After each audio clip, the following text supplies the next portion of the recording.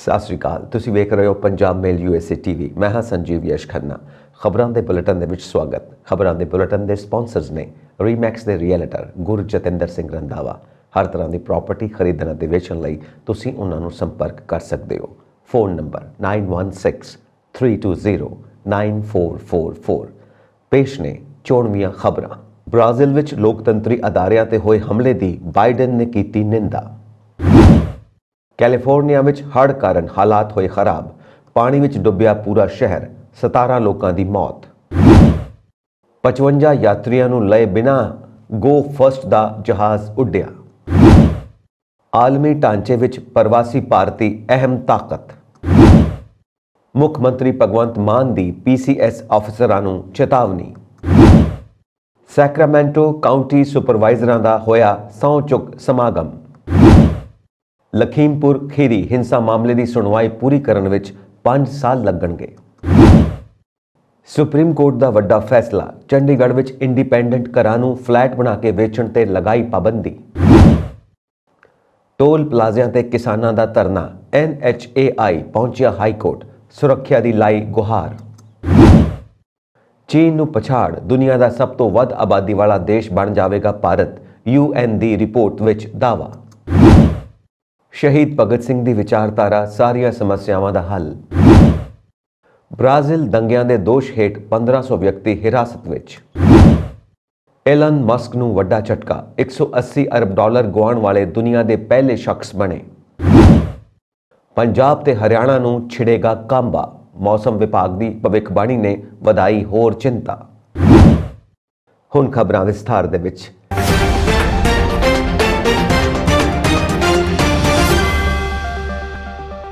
Brazil ਵਿੱਚ ਲੋਕਤੰਤਰੀ ਅਦਾਰਿਆਂ ਤੇ ਹੋਏ ਹਮਲਿਆਂ ਦੀ ਅਮਰੀਕਾ, ਕੈਨੇਡਾ ਅਤੇ ਮੈਕਸੀਕੋ ਨੇ ਨਿੰਦਾ ਕੀਤੀ ਹੈ। ਅਮਰੀਕਾ ਦੇ ਰਾਸ਼ਟਰਪਤੀ ਜੋ ਬਾਈਡਨ, ਕੈਨੇਡਾ ਦੇ ਪ੍ਰਧਾਨ ਮੰਤਰੀ ਜਸਟਿਨ ਟਰੂਡੋ ਅਤੇ ਮੈਕਸੀਕੋ ਦੇ ਰਾਸ਼ਟਰਪਤੀ ਆਂਡਰੇਸ ਮੈਨੂਅਲ ਲੋਪੇਜ਼ ਓਬਰਾਡੋਰ ਨੇ ਸੋਮਵਾਰ ਨੂੰ ਜਾਰੀ ਕੀਤੇ ਸਾਂਝੇ ਬਿਆਨ ਵਿੱਚ ਕਿਹਾ ਕਿ 8 ਜਨਵਰੀ ਨੂੰ ਬ੍ਰਾਜ਼ੀਲ ਦੇ ਲੋਕਤੰਤਰ ਅਤੇ ਸੱਤਾ ਤੇ ਸ਼ਾਂਤੀਪੂਰਨ ਤਬਾਦਲੇ ਤੇ ਕੈਨੇਡਾ, ਮੈਕਸੀਕੋ ਅਤੇ ਅਮਰੀਕਾ ਨਿੰਦਾ ਕਰਦੇ ਨੇ। ਅਸੀਂ ਬ੍ਰਾਜ਼ੀਲ ਦੇ ਨਾਲ ਖੜੇ ਹਾਂ ਕਿਉਂਕਿ ਇਹ ਆਪਣੀਆਂ ਲੋਕਤੰਤਰੀ ਸੰਸਥਾਵਾਂ ਦੀ ਰੱਖਿਆ ਕਰਦਾ ਹੈ। ਮੈਕਸੀਕੋ ਦੇ ਨੇਤਾਵਾਂ ਨੇ ਇੱਕ ਬਿਆਨ ਵਿੱਚ ਕਿਹਾ ਕਿ ਸਾਡੀਆਂ ਸਰਕਾਰਾਂ ਬ੍ਰਾਜ਼ੀਲ ਦੇ ਲੋਕਾਂ ਦੀ ਆਜ਼ਾਦੀ ਦੀ ਇੱਛਾ ਦਾ ਸਮਰਥਨ ਕਰਦੀਆਂ ਨੇ। ਅਸੀਂ ਰਾਸ਼ਟਰਪਤੀ ਲੂਲਾ ਦੇ ਨਾਮ ਨਾਲ ਕੰਮ ਕਰਨ ਦੀ ਉਮੀਦ ਰੱਖਦੇ ਹਾਂ। ਇਸ ਤੋਂ ਪਹਿਲਾਂ ਪ੍ਰਧਾਨ ਮੰਤਰੀ ਨਰਿੰਦਰ ਮੋਦੀ ਨੂੰ ਸੋਮਵਾਰ ਨੂੰ ਕਿਹਾ ਸੀ ਕਿ ਸਾਰਿਆਂ ਨੂੰ ਲੋਕਤੰਤਰਿਕ ਪਰੰਪਰਾਵਾਂ ਦਾ ਸਨਮਾਨ ਕਰਨਾ ਚਾਹੀਦਾ ਹੈ। ਉਸ ਨੇ ਟਵੀਟ ਕੀਤਾ ਸੀ, ਬ੍ਰਾਜ਼ੀਲੀਆ ਵਿੱਚ ਸਰਕਾਰੀ ਅਦਾਰਿਆਂ ਵਿਰੁੱਧ ਦੰਗਿਆਂ ਅਤੇ ਭੰਨ-ਤੋੜ ਦੀਆਂ ਰਿਪੋਰਟਾਂ ਤੋਂ ਡੂੰਘੀ ਚਿੰਤਾ ਵਿੱਚ ਹਾਂ। ਸਾਰਿਆਂ ਨੂੰ ਲੋਕਤੰਤਰੀ ਰਿਵਾਇਤਾਂ ਦਾ ਸਤਿਕਾਰ ਕਰਨਾ ਚਾਹੀਦਾ ਹੈ। ਅਸੀਂ ਬ੍ਰਾਜ਼ੀਲ ਦੇ ਅਧਿਕਾਰੀਆਂ ਨੂੰ ਆਪਣਾ ਪੂਰਾ ਸਮਰਥਨ ਦਿੰਦੇ ਹਾਂ। ਉਧਰ ਬ੍ਰਾਜ਼ੀਲ ਦੀਆਂ ਸੜਕਾਂ ਉਸ ਸਮੇਂ ਕੋਈ ਮੁਆਫੀ ਨਹੀਂ ਦੇ ਨਾਅਰੇ ਨਾਲ ਗੂੰਜ ਉੱਠੀਆਂ ਜਦੋਂ ਸੈਂਕੜੇ ਲੋਕ ਦੇਸ਼ ਦੀਆਂ ਜਮਹੂਰੀ ਸੰਸਥਾਵਾਂ ਤੇ ਹੋਏ ਹਮਲਿਆਂ ਖਿਲਾਫ ਪ੍ਰਦਰਸ਼ਨ ਕਰਨ ਲਈ ਬਾਹਰ ਆ ਗਏ ਅਤੇ ਦੰਗਾ ਕਰਨ ਵਾਲਿਆਂ ਦਾ ਵਿਰੋਧ ਸ਼ੁਰੂ ਕਰ ਦਿੱਤਾ। ਲੋਕਾਂ ਨੇ ਦੰਗਾਕਾਰੀਆਂ ਨੂੰ ਜੇਲ੍ਹ ਭੇਜਣ ਦੀ ਮੰਗ ਕੀਤੀ। ਬ੍ਰਾਜ਼ੀਲ ਦੇ ਸਾਬਕਾ ਰਾਸ਼ਟਰਪਤੀ ਜੇਅਰ ਬੋਲਸੋਨਾਰੋ ਦੇ ਸਮਰਥਕਾਂ ਨੇ ਐਤਵਾਰ ਨੂੰ ਰਾਜਧਾਨੀ ਵਿੱਚ ਸੁਪਰੀਮ ਕੋਰਟ, ਰਾਸ਼ਟਰਪਤੀ ਮਹਿਲ ਅਤੇ ਹੋਰ ਸੰਸਥਾਵਾਂ ਤੇ ਹਮਲਾ ਕੀਤਾ, ਜਿਸ ਦੇ ਵਿਰੋਧ ਵਿੱਚ ਲੋਕ ਸੜਕਾਂ ਤੇ ਉਤਰ ਆਏ ਅਤੇ ਦੰਗਾਕਾਰੀਆਂ ਨੂੰ ਸਜ਼ਾ ਦੇਣ ਦੀ ਮੰਗ ਕਰਨ ਲੱਗੇ। ਫੈਡਰਲ ਪੁਲਿਸ ਦੇ ਪ੍ਰੈਸ ਦਫ਼ਤਰ ਨੇ ਐਸੋਸੀਏਟਿਡ ਪ੍ਰੈਸ ਨੂੰ ਦੱਸਿਆ ਕਿ ਬਲ ਨੇ ਘੱਟੋ-ਘੱਟ 1000 ਲੋਕਾਂ ਖਿਲਾਫ ਮੁਕੱਦਮਾ ਚਲਾਉਣ ਦੀ ਯੋਜਨਾ ਬਣਾਈ ਹੈ ਅਤੇ ਉਹਨਾਂ ਨੂੰ ਨੇੜੇ ਦੀ ਪਾਪੂਡਾ ਜੇਲ੍ਹ ਵਿੱਚ ਭੇਜ ਦਿੱਤਾ ਗਿਆ ਹੈ। ਅਮਰੀਕਾ ਦਾ ਕੈਲੀਫੋਰਨੀਆ ਰਾਜ, ਜਿੱਥੇ ਕੜਾਕੇ ਦੀ ਠੰਡ ਦੀ ਲਪੇਟ ਵਿੱਚ ਹੈ, ਉੱਥੇ ਹੀ ਮੰਗਲਵਾਰ ਨੂੰ ਹੋਰ ਸ਼ਕਤੀਸ਼ਾਲੀ ਤੂਫਾਨ ਆਉਣ ਦੀ ਸੰਭਾਵਨਾ ਹੈ। ਇਸ ਦੌਰਾਨ ਸੂਬੇ ਵਿੱਚ ਹੜ੍ਹ ਕਾਰਨ ਹਾਲਾਤ ਬਹੁਤ ਖਰਾਬ ਨੇ। ਇੰਜ ਲੱਗ ਰਿਹਾ ਹੈ ਜਿਵੇਂ ਪੂਰਾ ਸ਼ਹਿਰ ਹੜ੍ਹ ਦੇ ਪਾਣੀ ਵਿੱਚ ਡੁੱਬ ਗਿਆ ਹੋਵੇ। ਹੜ੍ਹ ਦਾ ਪਾਣੀ ਇੱਕ ਮੁੰਡੇ ਨੂੰ ਵੀ ਵਹਾ ਕੇ ਲੈ ਗਿਆ। ਲੱਖਾਂ ਨਿਵਾਸੀਆਂ ਲਈ ਹੜ੍ਹ ਦੀ ਚੇਤਾਵਨੀ ਜਾਰੀ ਕੀਤੀ ਗਈ ਹੈ। ਲਗਭਗ 50,000 ਲੋਕਾਂ ਨੂੰ ਆਪਣੇ ਇਲਾਕਿਆਂ ਨੂੰ ਛੱਡਣ ਦੇ ਹੁਕਮ ਦਿੱਤੇ ਗਏ ਨੇ ਅਤੇ ਭਾਰੀ ਮੀਂਹ, ਬਿਜਲੀ, ਗੜੇਮਾਰੀ ਅਤੇ ਜ਼ਮੀਨ ਖਿਸਕਣ ਕਾਰਨ 1,10,000 ਤੋਂ ਵੱਧ ਘਰਾਂ ਅਤੇ ਵਪਾਰਕ ਕੇਂਦਰਾਂ ਦੀ ਬਿਜਲੀ ਸਪਲਾਈ ਵਿੱਚ ਵਿਘਨ ਪਿਆ। ਕੈਲੀਫੋਰਨੀਆ ਦੇ ਗਵਰਨਰ ਗੋਵਿਨ ਨਿਊਜ਼ੋਮ ਨੇ ਸ਼ਾਂਤਾ ਕਰੂਜ਼ ਤੱਟ ਤੇ ਕੋਪੀਟੋਲਾ ਸ਼ਹਿਰ ਦੇ ਦੌਰੇ ਦੌਰਾਨ ਕਿਹਾ ਕਿ ਪਿਛਲੇ ਸਾਲ ਦਸੰਬਰ ਦੇ ਅਖੀਰ ਵਿੱਚ ਸ਼ੁਰੂ ਹੋਏ ਤੂਫਾਨ ਅਤੇ ਇਸ ਨਾਲ ਜੁੜੀਆਂ ਘਟਨਾਵਾਂ ਵਿੱਚ ਘੱਟੋ-ਘੱਟ 17 ਲੋਕਾਂ ਦੀ ਮੌਤ ਹੋ ਗਈ ਹੈ। ਸ਼ਹਿਰ ਪਿਛਲੇ ਹਫ਼ਤੇ ਹੜ੍ਹ ਨਾਲ ਬੁਰੀ ਤਰ੍ਹਾਂ ਪ੍ਰਭਾਵਿਤ ਹੋਇਆ ਸੀ। ਕੈਲੀਫੋਰਨੀਆ ਹਾਈਵੇ ਪੈਟਰੋਲ ਨੇ ਕਿਹਾ ਕਿ ਘਟਨਾਵਾਂ ਵਿੱਚ ਮਾਰੇ ਗਏ ਲੋਕਾਂ ਵਿੱਚ ਇੱਕ ਪਿਕਅਪ ਡਰਾਈਵਰ ਅਤੇ ਮੋਟਰਸਾਈਕਲ ਸਵਾਰ ਸ਼ਾਮਿਲ ਨੇ, ਜੋ ਮੰਗਲਵਾਰ ਸਵੇਰੇ ਵਿਸਾਲੀਆ ਨੇੜੇ ਸੈਨ ਜੋਆਕੁਇਨ ਵੈਲੀ ਵਿੱਚ ਹਾਈਵੇ 99 ਉੱਤੇ ਇੱਕ ਦਰਖਤ ਡਿੱਗਣ ਨਾਲ ਮਾਰੇ ਗਏ ਸਨ। ਨਿਊਜ਼ਮ ਨੇ ਕਿਹਾ ਇਹ ਹਾਲਾਤ ਗੰਭੀਰ ਅਤੇ ਘਾਤਕ ਨੇ। ਸੋਮਵਾਰ ਤੋਂ ਸ਼ੁਰੂ ਹੋਏ ਤੂਫਾਨ ਦੇ ਪ੍ਰਭਾਵ ਨਾਲ ਦੱਖਣੀ ਕੈਲੀਫੋਰਨੀਆ ਦੇ ਪਹਾੜੀ ਖੇਤਰਾਂ ਵਿੱਚ 1.5 ਫੁੱਟ ਤੋਂ ਵੱਧ ਮੀਂਹ ਪਿਆ ਅਤੇ ਸੀਅਰਾ ਨੋਵਾਡਾ ਜ਼ਗੀ ਰਿਜ਼ੋਰਟ ਵਿੱਚ 5 ਫੁੱਟ ਤੋਂ ਵੱਧ ਬਰਫ਼ ਪਈ। ਚਟਾਨਾਂ ਅਤੇ ਜ਼ਮੀਨ ਖਿਸਕਣ ਕਾਰਨ ਸੜਕਾਂ ਬੰਦ ਨੇ। ਹੜ੍ਹ ਕਾਰਨ ਸੜਕਾਂ ਦੇ ਕੁਝ ਹਿੱਸੇ ਜਲ ਮਾਰਗਾਂ ਵਿੱਚ ਬਦਲ ਗਏ ਨੇ। ਨਦੀਆਂ ਦੇ ਵਹਾਅ ਨਾਲ ਕਈ ਘਰ ਵਹਿ ਗਏ ਨੇ। ਇੱਕ ਨਿਵਾਸੀ ਬ੍ਰਾਇਨ ਬ੍ਰਿਗਜ਼ ਨੇ ਕਿਹਾ, ਅਸੀਂ ਸਾਰੇ ਇੱਥੇ ਫਸੇ ਹੋਏ ਹਾਂ। ਗੋ ਫਸਟ 에ਅਰਵੇਜ਼ ਦਾ ਜਹਾਜ਼ ਸੋਮਵਾਰ ਨੂੰ 55 ਯਾਤਰੀਆਂ ਨੂੰ ਬੈਂਗਲੁਰੂ ਹਵਾਈ ਅੱਡੇ ਤੇ ਹੀ ਕਥਿਤ ਤੌਰ ਤੇ ਛੱਡ ਕੇ ਦਿੱਲੀ ਲਈ ਰਵਾਨਾ ਹੋ ਗਿਆ। ਸ਼ਹਿਰੀ ਹਵਾਬਾਜ਼ੀ ਬਾਰੇ ਡਾਇਰੈਕਟੋਰੇਟ ਜਨਰਲ ਨੇ ਇਸ ਘਟਨਾ ਬਾਰੇ ਵਿਸਥਾਰਿਤ ਰਿਪੋਰਟ ਮੰਗ ਲਈ ਕਹੀ ਹੈ। DGCA ਦੇ ਇੱਕ ਅਧਿਕਾਰੀ ਨੇ ਕਿਹਾ ਕਿ ਰਿਪੋਰਟ ਮਿਲਣ ਮਗਰੋਂ ਜੋ ਕੋਈ ਵੀ ਜ਼ਿੰਮੇਵਾਰ ਹੋਵੇਗਾ ਉਸ ਖਿਲਾਫ ਸਖਤ ਕਾਰਵਾਈ ਕੀਤੀ ਜਾਵੇਗੀ। DGCA ਦੇ ਅਧਿਕਾਰੀਆਂ ਦੀ ਟੀਮ ਵੱਲੋਂ ਮਾਮਲੇ ਦੀ ਜਾਂਚ ਕੀਤੀ ਜਾਵੇਗੀ। ਕਈ ਯਾਤਰੀਆਂ ਨੇ ਟਵਿੱਟਰ ਤੇ ਗੋ ਫਸਟ 에ਅਰਲਾਈਨਸ ਖਿਲਾਫ ਆਪਣੀ ਸ਼ਿਕਾਇਤ ਦਰਜ ਕਰਵਾਈ ਹੈ। ਉਹਨਾਂ ਦੋਸ਼ ਲਾਇਆ ਕਿ ਸਵੇਰੇ ਕਰੀਬ 6:30 ਵਜੇ ਜਦੋਂ ਉਹ ਬੈਂਗਲੁਰੂ ਦੇ ਕੇਪੇਗੌੜਾ ਕੌਮਾਂਤਰੀ ਹਵਾਈ ਅੱਡੇ ਤੇ ਸ਼ਟਲ ਬੱਸ ਵਿੱਚ ਉਡੀਕ ਕਰ ਰਹੇ ਸਨ ਤਾਂ ਜਹਾਜ਼ ਉਹਨਾਂ ਨੂੰ ਲਏ ਬਿਨਾਂ ਹੀ ਦਿੱਲੀ ਲਈ ਉਡਾਨ ਭਰ ਗਿਆ।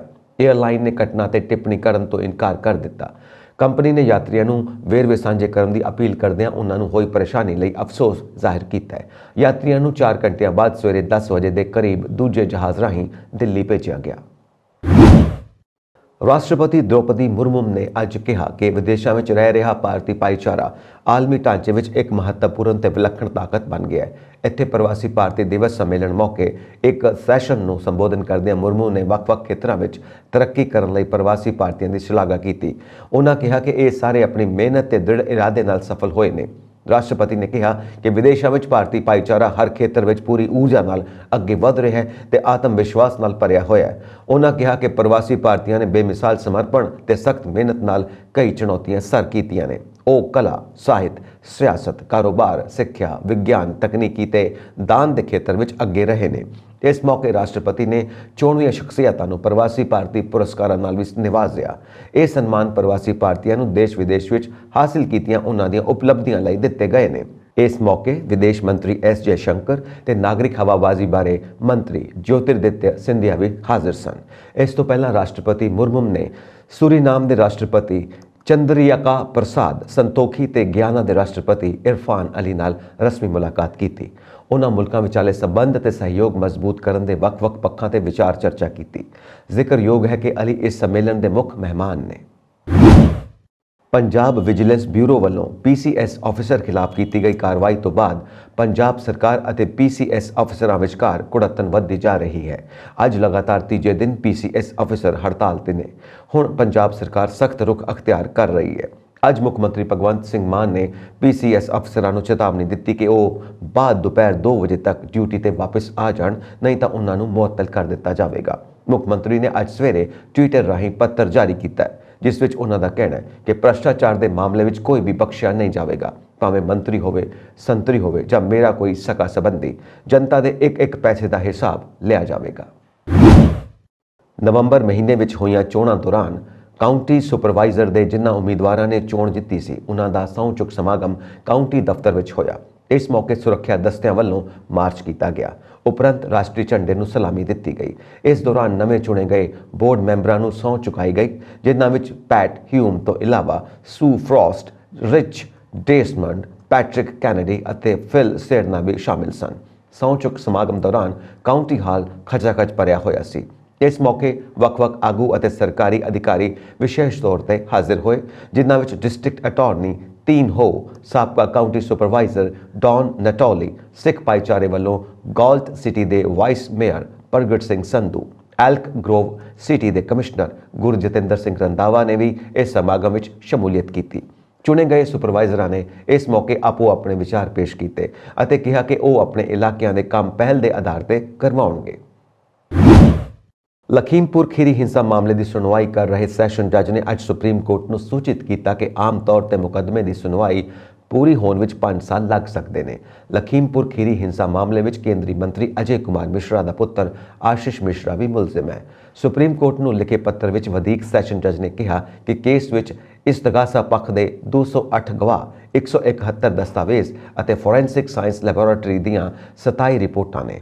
ਜਸਟਿਸ ਸੂਰਿਆਕਾਂਤ ਅਤੇ ਜਸਟਿਸ V ਰਾਮ ਸੁਬਰਾਮਨੀਅਮ ਦੇ ਬੈਂਚ ਨੇ ਕਿਹਾ ਉਹ ਕਹਿ ਰਹੇ ਨੇ ਕਿ ਆਮ ਹਾਲਤਾਂ ਵਿੱਚ 5 ਸਾਲ ਲੱਗ ਸਕਦੇ ਨੇ। ਸਿਖਰਲੀ ਅਦਾਲਤ ਨੇ ਪਿਛਲੇ ਮਹੀਨੇ ਸੈਸ਼ਨ ਅਦਾਲਤ ਨੂੰ ਪੁੱਛਿਆ ਸੀ ਕਿ ਲਖੀਮਪੁਰ ਖੀਰੀ ਹਿੰਸਾ ਮਾਮਲੇ ਦੀ ਸੁਣਵਾਈ ਨੂੰ ਪੂਰਾ ਕਰਨ ਲਈ ਉਸ ਅਦਾਲਤ ਵਿੱਚ ਹੋਰ ਕੇਸਾਂ ਦੀ ਸੁਣਵਾਈ ਸਮਾਂ ਸੂਚੀ ਨਾਲ ਸਮਝੌਤਾ ਕੀਤੇ ਬਿਨਾਂ ਆਮ ਤੌਰ ਤੇ ਕਿੰਨਾ ਸਮਾਂ ਲੱਗ ਸਕਦਾ ਹੈ।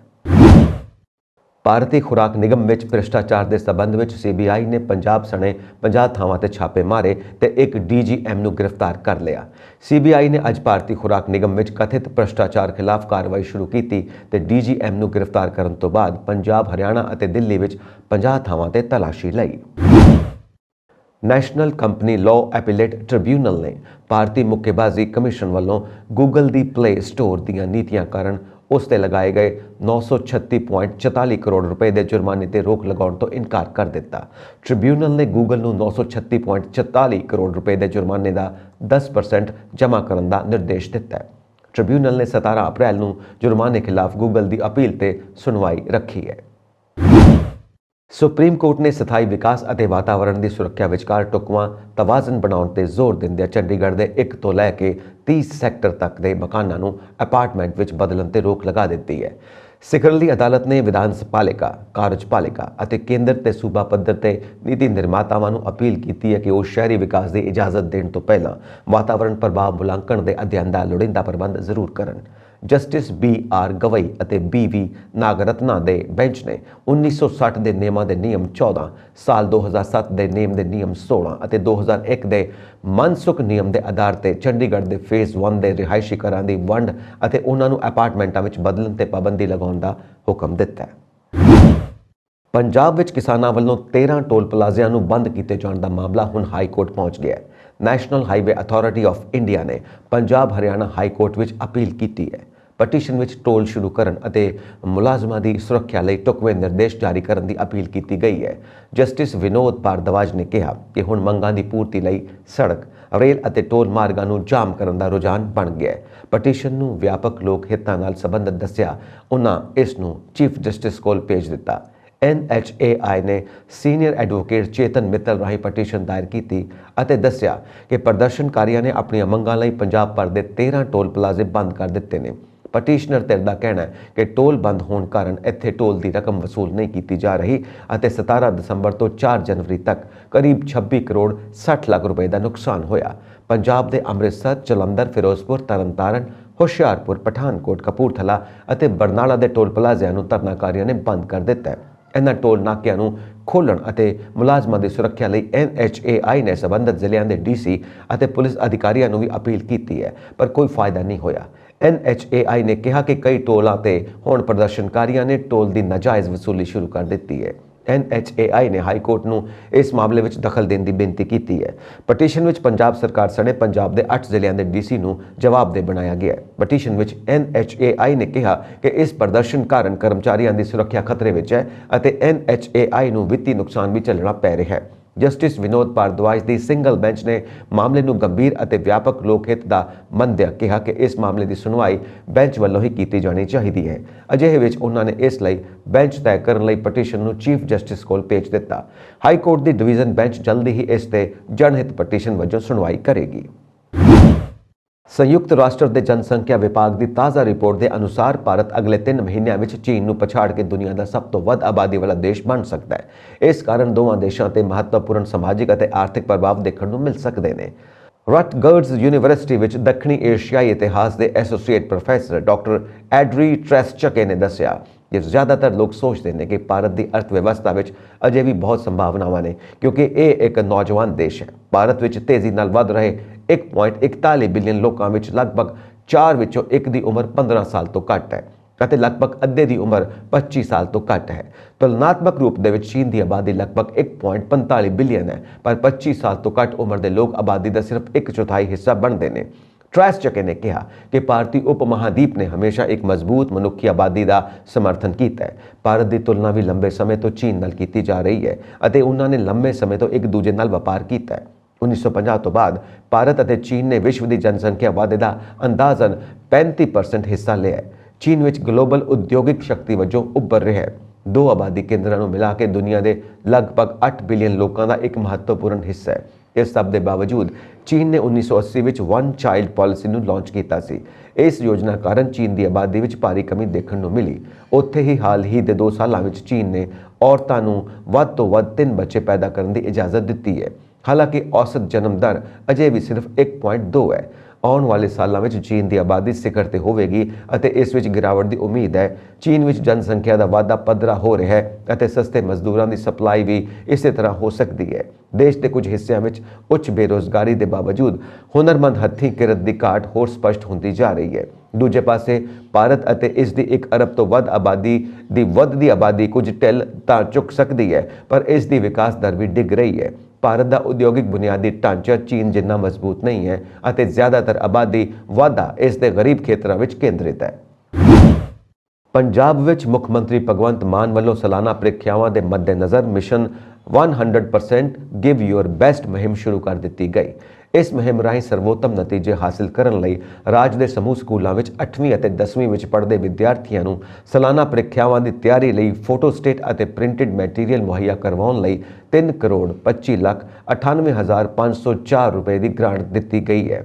ਇਸ ਸੰਬੰਧੀ ਜਾਣਕਾਰੀ ਦਿੰਦਿਆਂ ਸਿੱਖਿਆ ਮੰਤਰੀ ਹਰਜੋਤ ਸਿੰਘ ਬੈਂਸ ਨੇ ਦੱਸਿਆ ਕਿ 8ਵੀਂ ਜਮਾਤ ਵਿੱਚ ਪੜ੍ਹਦੇ ਵਿਦਿਆਰਥੀਆਂ ਨੂੰ ਪ੍ਰਤੀ ਵਿਦਿਆਰਥੀ 72 ਰੁਪਏ ਅਤੇ 10ਵੀਂ ਜਮਾਤ ਵਿੱਚ ਪੜ੍ਹਦੇ ਪ੍ਰਤੀ ਵਿਦਿਆਰਥੀਆਂ ਨੂੰ 90 ਰੁਪਏ ਜਾਰੀ ਕੀਤੇ ਗਏ ਨੇ। ਉਨ੍ਹਾਂ ਦੱਸਿਆ ਕਿ ਹਰੇਕ ਜ਼ਿਲ੍ਹੇ ਨੂੰ ਵਿਦਿਆਰਥੀਆਂ ਦੀ ਗਿਣਤੀ ਅਨੁਸਾਰ ਰਾਸ਼ੀ ਜਾਰੀ ਕਰ ਦਿੱਤੀ ਗਈ ਹੈ। ਸਿੱਖਿਆ ਮੰਤਰੀ ਬੈਂਸ ਅਨੁਸਾਰ ਇਸ ਰਾਸ਼ੀ ਨਾਲ ਵਿਦਿਆਰਥੀ ਆਪਣੇ ਜ਼ਰੂਰਤ ਅਨੁਸਾਰ ਫੋਟੋਸਟੇਟ ਜਾਂ ਹੋਰ ਸਿੱਖਣ ਸਹਾਇਕ ਸਮੱਗਰੀ ਖਰੀਦ ਕਰ ਸਕਦੇ ਨੇ। ਮੁੱਖ ਮੰਤਰੀ ਭਗਵੰਤ ਮਾਨ ਨੇ ਅੱਜ ਇੱਥੇ ਮੋਹਾਲੀ ਕੌਮਾਂਤਰੀ ਹਵਾਈ ਅੱਡੇ ਨੇੜੇ ਸ਼ਹੀਦ ਆਜ਼ਮ ਭਗਤ ਸਿੰਘ ਦਾ ਅਤਿ ਆਧੁਨਿਕ 5D ਬੁੱਤ ਲਗਾਉਣ ਲਈ ਪ੍ਰਸਤਾਵਿਤ ਥਾਂ ਦਾ ਜਾਇਜ਼ਾ ਲੈਂਦਿਆਂ ਸੰਬੰਧਿਤ ਅਧਿਕਾਰੀਆਂ ਨੂੰ ਕੰਮ ਵਿੱਚ ਤੇਜ਼ੀ ਲਿਆਉਣ ਦੇ ਨਿਰਦੇਸ਼ ਦਿੱਤੇ। ਮੁੱਖ ਮੰਤਰੀ ਨੇ ਅਧਿਕਾਰੀਆਂ ਨੂੰ ਜ਼ੋਰ ਦੇ ਕੇ ਆਖਿਆ ਕਿ ਇਹ ਕੰਮ ਮਿੱਥੇ ਸਮੇਂ ਵਿੱਚ ਮੁਕੰਮਲ ਕਰਨਾ ਯਕੀਨੀ ਬਣਾਇਆ ਜਾਵੇ। ਉਹਨਾਂ ਉਮੀਦ ਪ੍ਰਗਟਾਈ ਕਿ ਇਹ ਬੁੱਤ ਨੌਜਵਾਨ ਪੀੜ੍ਹੀ ਨੂੰ ਦੇਸ਼ ਦੀ ਨਿਸ਼ਕਾਮ ਸੇਵਾ ਕਰਨ ਲਈ ਪ੍ਰੇਰਿਤ ਕਰੇਗਾ ਤੇ ਇਸ ਬੁੱਤ ਰਾਹੀਂ ਸਰਕਾਰ ਵੱਲੋਂ ਇਸ ਧਰਤੀ ਦੇ ਮਹਾਨ ਸਪੂਤ ਨੂੰ ਢੁਕਵੀਂ ਸ਼ਰਧਾਂਜਲੀ ਦਿੱਤੀ ਜਾਵੇਗੀ। ਸ਼ਹੀਦ ਆਜ਼ਮ ਭਗਤ ਸਿੰਘ ਦੀ ਵਿਚਾਰਧਾਰਾ ਨੂੰ ਦੇਸ਼ ਵਿੱਚ ਮੌਜੂਦ ਸਾਰੀਆਂ ਸਮੱਸਿਆਵਾਂ ਦਾ ਹੱਲ ਦੱਸਦਿਆਂ ਮੁੱਖ ਮੰਤਰੀ ਨੇ ਕਿਹਾ ਕਿ ਇਸ ਹਵਾਈ ਅੱਡੇ ਤੋਂ ਦੇਸ਼ ਅਤੇ ਵਿਦੇਸ਼ਾਂ ਵਿੱਚ ਸਫ਼ਰ ਕਰਦੇ ਪੰਜਾਬ ਦੇ ਨੌਜਵਾਨਾਂ ਨੂੰ ਸ਼ਹੀਦ ਦੀ ਮਹਾਨ ਵਿਰਾਸਤ ਬਾਰੇ ਜਾਗਰੂਕ ਕਰਨ ਵਿੱਚ ਇਹ ਬੁੱਤ ਅਹਿਮ ਭੂਮਿਕਾ ਨਿਭਾਏਗਾ। ਇਸ ਦੇ ਨਾਲ ਇਹ ਬੁੱਤ ਹਰਿਆਣਾ, ਹਿਮਾਚਲ ਪ੍ਰਦੇਸ਼, ਉੱਤਰਾਖੰਡ, ਜੰਮੂ ਕਸ਼ਮੀਰ ਅਤੇ ਹੋਰ ਸੂਬਿਆਂ ਦੇ ਯਾਤਰੀਆਂ ਨੂੰ ਵੀ ਇਸ ਨੌਜਵਾਨ ਕੌਮੀ ਨਾਇਕ ਵੱਲੋਂ ਦਿੱਤੇ ਮਹਾਨ ਬਲੀਦਾਨ ਬਾਰੇ ਚੇਤੇ ਕਰਵਾਏਗਾ। ਮੁੱਖ ਮੰਤਰੀ ਨੇ ਕਿਹਾ ਕਿ ਸ਼ਹੀਦ ਭਗਤ ਸਿੰਘ ਸਮਾਜਿਕ ਬਰਾਬਰੀ, ਫਿਰਕੂ ਸਦਭਾਵਨਾ ਅਤੇ ਭਾਈਚਾਰੇ ਦੇ ਹਾਮੀ ਸਨ।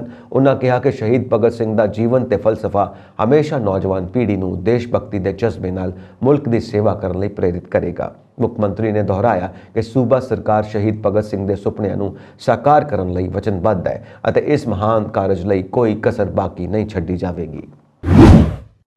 ਰੱਖਿਆ ਮੰਤਰਾਲੇ ਨੇ ਚੀਨ ਨਾਲ ਲੱਗਦੀ ਅਸਲ ਕੰਟਰੋਲ ਰੇਖਾ ਤੇ ਹਥਿਆਰਬੰਦ ਬਲਾਂ ਦੀਆਂ ਲੜਾਕੂ ਸਮਰੱਥਾਵਾਂ ਨੂੰ ਮਜ਼ਬੂਤ ਕਰਨ ਲਈ ਕੁੱਲ 4,276 ਕਰੋੜ ਰੁਪਏ ਦੀ ਲਾਗਤ ਨਾਲ ਹੈਲੇਨਾ ਐਂਟੀ ਟੈਂਕ ਗਾਈਡਡ ਮਿਜ਼ਾਈਲ ਸਮੇਤ 3 ਖਰੀਦ ਪ੍ਰਸਤਾਵਾਂ ਨੂੰ ਮੰਗਲਵਾਰ ਨੂੰ ਮਨਜ਼ੂਰੀ ਦਿੱਤੀ। ਖਰੀਦ ਪ੍ਰਸਤਾਵਾਂ ਨੂੰ ਰੱਖਿਆ ਮੰਤਰੀ ਰਾਜਨਾਥ ਸਿੰਘ ਦੀ ਪ੍ਰਧਾਨਗੀ ਵਾਲੀ ਰੱਖਿਆ ਪ੍ਰਾਪਤੀ ਕੌਂਸਲ ਨੇ ਮਨਜ਼ੂਰੀ ਦਿੱਤੀ। ਇਹਨਾਂ ਵਿੱਚ 2 ਪ੍ਰਸਤਾਵ ਜ਼ਮੀਨੀ ਫੌਜ ਅਤੇ ਤੀਜਾ ਭਾਰਤੀ ਸਮੁੰਦਰੀ ਫੌਜ ਲਈ ਸੀ। ਰੱਖਿਆ ਮੰਤਰਾਲੇ ਨੇ ਕਿਹਾ ਕਿ DAC ਨੇ AON ਨੂੰ ਹੈਲੀਨਾ ਐਂਟੀ ਟੈਂਕ ਗਾਈਡਡ ਮਿਜ਼ਾਈਲਾਂ, ਲਾਂਚਰ ਅਤੇ ਸੰਬੰਧਿਤ ਸਹਾਇਕ ਉਪਕਰਨਾਂ ਦੀ ਖਰੀਦ ਲਈ ਮਨਜ਼ੂਰੀ ਦੇ ਦਿੱਤੀ ਹੈ, ਜਿਨ੍ਹਾਂ ਨੂੰ ਉੱਨਤ ਹਲਕੇ ਹੈਲੀਕਾਪਟਰਾਂ ਵਿੱਚ ਲਗਾਇਆ ਜਾਵੇਗਾ। VS ਹੋਰਾਡ ਮਿਜ਼ਾਈਲ ਸਿਸਟਮ ਦੀ ਖਰੀਦ ਨੂੰ ਲੈ ਕੇ AON ਨੂੰ ਵੀ ਮਨਜ਼ੂਰੀ ਦਿੱਤੀ ਗਈ ਹੈ। ਬ੍ਰਹਮੋਸ ਲਾਂਚਰ ਅਤੇ ਫਾਇਰ ਕੰਟਰੋਲ ਸਿਸਟਮ ਦੀ ਖਰੀਦ ਨੂੰ ਵੀ ਮਨਜ਼ੂਰੀ ਮਿਲੀ ਹੈ। ਬ੍ਰਾਜ਼ੀਲ ਦੀ ਰਾਜਧਾਨੀ ਵਿੱਚ ਸਰਕਾਰੀ ਇਮਾਰਤਾਂ ਤੇ ਗਦਰ ਮਚਾਉਣ ਵਾਲੇ ਸਾਬਕਾ ਰਾਸ਼ਟਰਪਤੀ ਜੇ ਬੋਲਸੋਨਾਰੋ ਦੇ 1500 ਸਮਰਥਕਾਂ ਨੂੰ ਪੁਲਿਸ ਨੇ ਹਿਰਾਸਤ ਵਿੱਚ ਲੈ ਲਿਆ। ਉਂਝ ਖੁਦ ਬੋਲਸੋਨਾਰੋ ਢਿੱਡ ਵਿੱਚ ਪੀੜ ਕਾਰਨ ਅਮਰੀਕੀ ਸ਼ਹਿਰ ਫਲੋਰੀਡਾ ਦੇ ਹਸਪਤਾਲ ਵਿੱਚ ਦਾਖਲ ਹੋ ਗਏ ਨੇ। ਬੋਲਸੋਨਾਰੋ ਨੇ ਇੱਕ ਬਿਆਨ ਵਿੱਚ ਕਿਹਾ ਕਿ ਉਨ੍ਹਾਂ ਆਪਣੇ ਸਮਰਥਕਾਂ ਨੂੰ ਨਹੀਂ ਭੜਕਾਇਆ ਅਤੇ ਦੰਗਾਕਾਰੀਆਂ ਨੇ ਹੱਦ ਪਾਰ ਕਰ ਦਿੱਤੀ ਹੈ। 1 ਜਨਵਰੀ ਨੂੰ ਬ੍ਰਾਜ਼ੀਲ ਦੇ ਰਾਸ਼ਟਰਪਤੀ ਦਾ ਅਹੁਦਾ ਸੰਭਾਲਣ ਵਾਲੇ ਲੂਇਜ਼ ਲੂਲਾ ਡਾਕਟਰ ਸਿਲਵਾ ਨੇ ਕਿਹਾ ਕਿ ਸਰਕਾਰੀ ਇਮਾਰਤਾਂ ਨੂੰ ਨਿਸ਼ਾਨਾ ਬਣਾਉਣ ਵਾਲੇ ਲੋਕਾਂ ਨੂੰ ਸਜ਼ਾ ਦਿੱਤੀ ਜਾਵੇਗੀ। ਉਹਨਾਂ ਦੋਸ਼ ਲਗਾਇਆ ਕਿ ਦੰਗਾਕਾਰੀਆਂ ਨੇ ਲੋਕਤੰਤਰ ਨੂੰ ਢਾਹ ਲਾਉਣ ਦੀ ਕੋਸ਼ਿਸ਼ ਕੀਤੀ ਹੈ ਅਤੇ ਸਵਾਲ ਕੀਤਾ ਕਿ ਫੌਜ ਨੇ ਤਖਤਾ ਪਲਟਣ ਦੀ ਕੋਸ਼ਿਸ਼ ਕਰਨ ਵਾਲੇ ਲੋਕਾਂ ਖਿਲਾਫ ਪਹਿਲਾਂ ਕਾਰਵਾਈ ਕਿਉਂ ਨਹੀਂ ਕੀਤੀ। ਸੁਪਰੀਮ ਕੋਰਟ ਦੇ ਜਸਟਿਸ ਅਲੈਗਜ਼ੈਂਡਰ ਡੀ ਮੋਰੇਸ ਨੇ ਸੁਰੱਖਿਆ ਵਿੱਚ ਨਾਕਾਮ ਰਹਿਣ ਲਈ ਬ੍ਰਾਸੀਲੀਆ ਦੇ ਗਵਰਨਰ ਨੂੰ 90 ਦਿਨਾਂ ਲਈ ਹਟਾਉਣ ਦੇ ਹੁਕਮ ਦਿੱਤੇ ਨੇ। ਉਹਨਾਂ ਫੇਸਬੁੱਕ, ਟਵਿੱਟਰ ਅਤੇ ਟਿਕਟੌਕ ਤੋਂ ਜਮਹੂਰੀਅਤ ਵਿਰੋਧੀ ਪ੍ਰਚਾਰ ਫੈਲਾਉਣ ਵਾਲੇ ਲੋਕਾਂ ਦੇ ਖਾਤੇ ਬਲੌਕ ਕਰਨ ਦੇ ਹੁਕਮ ਦਿੱਤੇ ਨੇ। ਬ੍ਰਾਜ਼ੀਲ ਦੀ ਰਾਜਧਾਨੀ ਵਿੱਚ ਫੌਜ ਨੇ ਪੁਲਿਸ ਦੀ ਸਹਾਇਤਾ ਨਾਲ ਫੌਜੀ ਹੈੱਡਕੁਆਰਟਰ ਦੇ ਬਾਹਰ 2 ਮਹੀਨਿਆਂ ਤੋਂ ਲਾਏ ਗਏ ਧਰਨੇ ਨੂੰ ਹਟਾ ਦਿੱਤਾ। ਉਹਨਾਂ ਧਰਨੇ ਵਾਲੀ ਥਾਂ ਤੋਂ 1200 ਲੋਕਾਂ ਨੂੰ ਹਿਰਾਸਤ ਵਿੱਚ ਲਿਆ। ਇਸ ਤੋਂ ਪਹਿਲਾਂ ਐਤਵਾਰ ਨੂੰ ਕਰੀਬ 300 ਵਿਅਕਤੀਆਂ ਨੂੰ ਗ੍ਰਿਫਤਾਰ ਕੀਤਾ ਗਿਆ ਸੀ। ਰਾਸ਼ਟਰਪਤੀ ਡਾਕਟਰ ਸਿਲਵਾ ਨੇ ਰੱਖਿਆ ਮੰਤਰੀ ਅਤੇ ਹਥਿਆਰਬੰਦ ਬਲਾਂ ਦੇ ਕਮਾਂਡਰਾਂ ਨਾਲ ਮੀਟਿੰਗ ਕਰਕੇ ਹਿੰਸਾ ਬਾਰੇ ਵਿਚਾਰ ਵਟਾਂਦਰਾ ਕੀਤਾ। ਜ਼ਿਕਰਯੋਗ ਹੈ ਕਿ ਬੋਲਸੋਨਾਰੋ ਚੋਣ ਹਾਰਨ ਤੋਂ ਬਾਅਦ ਅਮਰੀਕਾ ਚਲੇ ਗਏ ਨੇ। ਉਹਨਾਂ ਤੇ 2018 ਵਿੱਚ ਚੋਣ ਪ੍ਰਚਾਰ ਦੌਰਾਨ ਚਾਕੂ ਨਾਲ ਹਮਲਾ ਹੋਇਆ ਸੀ ਅਤੇ ਆਪਰੇਸ਼ਨ ਵਾਲੀ ਥਾਂ ਤੇ ਦਰਦ ਮਹਿਸੂਸ ਹੋਇਆ। ਬੋਲਸੋਨਾਰੋ ਨੇ ਕਿਹਾ ਕਿ ਪਹਿਲਾਂ ਉਹਨਾਂ ਨੇ ਜਨਵਰੀ ਦੇ ਅਖੀਰ ਤੱਕ ਅਮਰੀਕਾ ਵਿੱਚ ਰੁਕਣਾ ਸੀ, ਪਰ ਹੁਣ ਉਹ ਛੇਤੀ ਹੀ ਆਪਣੇ ਡਾਕਟਰਾਂ ਨਾਲ ਮਿਲਣ ਲਈ ਬ੍ਰਾਜ਼ੀਲ ਪਹੁੰਚਣਗੇ। ਉਸ ਤੇ ਬ੍ਰਾਜ਼ੀਲ ਦੇ ਸੁਪਰੀਮ ਕੋਰਟ ਵਿੱਚ ਕਈ ਕੇਸ ਚੱਲ ਰਹੇ ਨੇ ਅਤੇ ਹੁਣ ਅਮਰੀਕਾ ਦੇ ਵੀਜ਼ੇ ਤੇ ਵੀ ਸਵਾਲ ਖੜੇ ਹੋ ਗਏ ਨੇ। ਡੈਮੋਕ੍ਰੈਟਿਕ ਪਾਰਟੀ ਦੇ ਸੰਸਦ ਮੈਂਬਰ ਜੋਆਕੁਇਨ ਕਾਸਟਰੋ ਨੇ ਕਿਹਾ ਕਿ ਬ੍ਰਾਜ਼ੀਲ ਵਿੱਚ ਅੱਤਵਾਦ ਨੂੰ ਹੱਲਾਸ਼ੇਰੀ ਦੇਣ ਵਾਲੇ ਤਾਨਾਸ਼ਾਹ ਨੂੰ ਅਮਰੀਕਾ ਪਨਾਹ ਨਾ ਦੇਵੇ। ਟੈਸਲਾ ਦੇ ਸ਼ੇਅਰ ਵਿੱਚ ਭਾਰੀ ਗਿਰਾਵਟ ਦੇ ਬਾਅਦ ਐਲਨ ਮਸਕ ਨੂੰ ਵੱਡਾ ਝਟਕਾ ਲੱਗਾ। ਟੈਸਲਾ ਦੇ ਸ਼ੇਅਰ ਵਿੱਚ ਗਿਰਾਵਟ ਦੇ ਬਾਅਦ ਨਿੱਜੀ ਜਾਇਦਾਦ ਗੁਆਉਣ ਦੇ ਮਾਮਲੇ ਵਿੱਚ ਐਲਨ ਮਸਕ ਨੇ ਵਿਸ਼ਵ ਰਿਕਾਰਡ ਬਣਾ ਦਿੱਤਾ ਹੈ, ਜਿਸ ਦੇ ਬਾਅਦ ਉਹਨਾਂ ਦਾ ਨਾਂ ਗਿਨੀਜ਼ ਵਰਲਡ ਰਿਕਾਰਡ ਵਿੱਚ ਸ਼ਾਮਿਲ ਹੋ ਗਿਆ। ਐਲਨ ਮਸਕ ਨੇ ਬੀਤੇ 1 ਸਾਲ ਵਿੱਚ 180 ਅਰਬ ਡਾਲਰ ਦੀ ਜਾਇਦਾਦ ਗੁਆਈ ਹੈ। ਫੋਰਬਸ ਮੈਗਜ਼ੀਨ ਮੁਤਾਬਿਕ 2021 ਵਿੱਚ ਐਲਨ ਮਸਕ ਦੀ ਜਾਇਦਾਦ 320 ਅਰਬ ਡਾਲਰ ਦੀ ਹੁੰਦੀ ਸੀ, ਜੋ ਜਨਵਰੀ 2023 ਵਿੱਚ ਘਟ ਕੇ ਸਿਰਫ 138 ਅਰਬ ਡਾਲਰ ਰਹਿ ਗਈ ਹੈ। ਇੰਨੇ ਘੱਟ ਸਮੇਂ ਵਿੱਚ ਜਾਇਦਾਦ ਗਵਾਉਣ ਦੇ ਮਾਮਲੇ ਵਿੱਚ ਐਲਨ ਮਸਕ ਨੇ 22 ਸਾਲ ਪੁਰਾਣਾ ਰਿਕਾਰਡ ਤੋੜ ਦਿੱਤਾ। ਹੁਣ ਤੱਕ ਇਹ ਰਿਕਾਰਡ ਜਾਪਾਨ ਦੇ ਟੈਕ ਨਿਵੇਸ਼ਕ ਮਾਸਾਯੋਸ਼ੀ ਸਾਨ ਦੇ ਨਾਂ ਸੀ, ਜਿਨ੍ਹਾਂ ਨੇ 58.6 ਅਰਬ ਡਾਲਰ ਦੀ ਜਾਇਦਾਦ 2000 ਵਿੱਚ ਗਵਾਈ ਸੀ, ਪਰ ਹੁਣ ਐਲਨ ਮਸਕ ਨੇ ਇਹ ਰਿਕਾਰਡ ਆਪਣੇ ਨਾਂ ਕਰ ਲਿਆ। ਹੁਣ ਜਿਹੇ ਇੱਕ ਰਿਪੋਰਟ ਮੁਤਾਬਿਕ ਐਲਨ ਮਸਕ ਨੇ 200 ਅਰਬ ਡਾਲਰ ਦੀ ਜਾਇਦਾਦ ਨੂੰ ਗਵਾਇਆ ਤੇ ਇਹ ਪਹਿਲਾ ਮੌਕਾ ਹੈ ਜਦੋਂ ਕਿਸੇ ਵਿਅਕਤੀ ਨੇ 200 ਅਰਬ ਡਾਲਰ ਦੀ ਜਾਇਦਾਦ ਗਵਾ ਦਿੱਤੀ ਹੈ। ਤੇਲਗੂ ਫਿਲਮ RRR ਦੇ ਗੀਤ ਨਾਟੂ ਨਾਟੂ ਨੂੰ ਗੋਲਡਨ ਗਲੋਬ ਅਵਾਰਡਸ ਵਿੱਚ ਮੂਲ ਗੀਤ ਮੋਸ਼ਨ ਪਿਕਚਰ ਸ਼੍ਰੇਣੀ ਵਿੱਚ ਪੁਰਸਕਾਰ ਮਿਲਿਆ।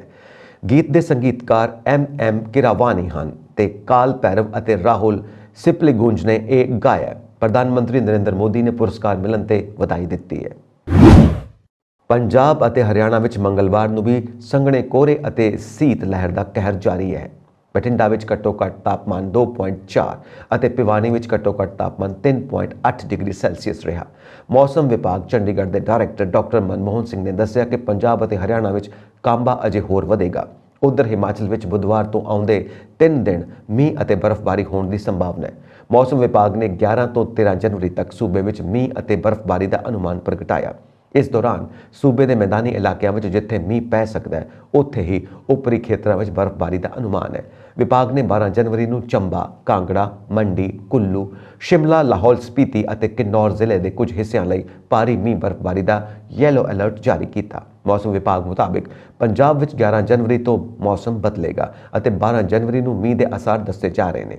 ਇਸ ਦੌਰਾਨ 13 ਜਨਵਰੀ ਨੂੰ ਲੋਹੜੀ ਵਾਲੇ ਦਿਨ ਵੀ ਬੱਦਲ ਛਾਏ ਰਹਿਣਗੇ, ਜਦਕਿ ਸੀਤ ਲਹਿਰ ਦਾ ਪ੍ਰਕੋਪ ਲਗਾਤਾਰ ਜਾਰੀ ਰਹਿਣ ਦੇ ਅਸਾਰ ਨੇ। ਦੂਜੇ ਪਾਸੇ ਗੁਆਂਢੀ ਸੂਬੇ ਹਰਿਆਣਾ ਵਿੱਚ ਮੰਗਲਵਾਰ ਨੂੰ ਦਿਨ ਰਾਤ ਦੇ ਤਾਪਮਾਨ ਵਿੱਚ ਵਾਧਾ ਦਰਜ ਕੀਤਾ ਗਿਆ। ਇਸ ਨਾਲ ਲੋਕਾਂ ਨੂੰ ਸਰਦੀ ਤੋਂ ਹਲਕੀ ਜਿਹੀ ਰਾਹਤ ਜ਼ਰੂਰ ਮਿਲੀ, ਜਦਕਿ ਪੰਜਾਬ ਵਿੱਚ ਸੰਘਣਾ ਕੋਹਰੇ ਦੇ ਨਾਲ ਤਰੇਲ ਪੈਣ ਕਾਰਨ ਮੌਸਮ ਕਾਫੀ ਠੰਡਾ ਰਿਹਾ। ਪੰਜਾਬ ਵਿੱਚ ਲਗਾਤਾਰ ਦੂਜੇ ਦਿਨ ਬਠਿੰਡਾ ਸਭ ਤੋਂ ਠੰਡਾ ਜ਼ਿਲ੍ਹਾ ਰਿਕਾਰਡ ਹੋਇਆ। ਇੱਥੇ ਮੁੜ ਵੱਧ ਤੋਂ ਵੱਧ ਪਾਰਾ 9 ਡਿਗਰੀ ਤੱਕ ਡਿੱਗਿਆ ਤੇ ਨਿਊਨਤਮ ਪਾਰਾ 2.4 ਡਿਗਰੀ ਰਿਹਾ। ਮੌਸਮ ਵਿਭਾਗ ਦੀ ਮੰਨੀਏ ਤਾਂ ਅਗਲੇ 7 ਦਿਨ ਵੀ ਸੰਘਣਾ ਕੋਹਰਾ ਪੈਣ ਅਤੇ ਸੀਤ ਲਹਿਰ ਦੇ ਮੌਸਮ ਦਾ ਸਾਹਮਣਾ ਸੂਬੇ ਦੇ ਲੋਕਾਂ ਨੂੰ ਕਰਨਾ ਪਵੇਗਾ। ਭਾਵੇਂ ਕੁਝ ਜ਼ਿਲ੍ਹਿਆਂ ਵਿੱਚ 11 ਜਨਵਰੀ ਨੂੰ ਮੀਂਹ ਦੇ ਅਸਾਰ ਬਣ ਰਹੇ ਨੇ, ਪਰ ਪਹਾੜਾਂ ਵਿੱਚ ਬਰਫ਼ਬਾਰੀ ਦੇ ਚੱਲਦੇ ਸੀਤ ਲਹਿਰ ਚੱਲਣ ਕਾਰਨ ਮੈਦਾਨੀ ਇਲਾਕਿਆਂ ਵਿੱਚ ਵਧੇਰੇ ਕੰਬਣੀ ਛਿੜੇਗੀ। ਇਹ ਸਨ ਅੱਜ ਦੀਆਂ ਮੁੱਖ ਖਬਰਾਂ। ਹੋਰ ਅਪਡੇਟਸ ਦੇ ਲਈ ਵੇਖਦੇ ਰਹੋ ਪੰਜਾਬ ਮੇਲ USA TV। ਸਤਿ ਸ਼੍ਰੀ ਅਕਾਲ।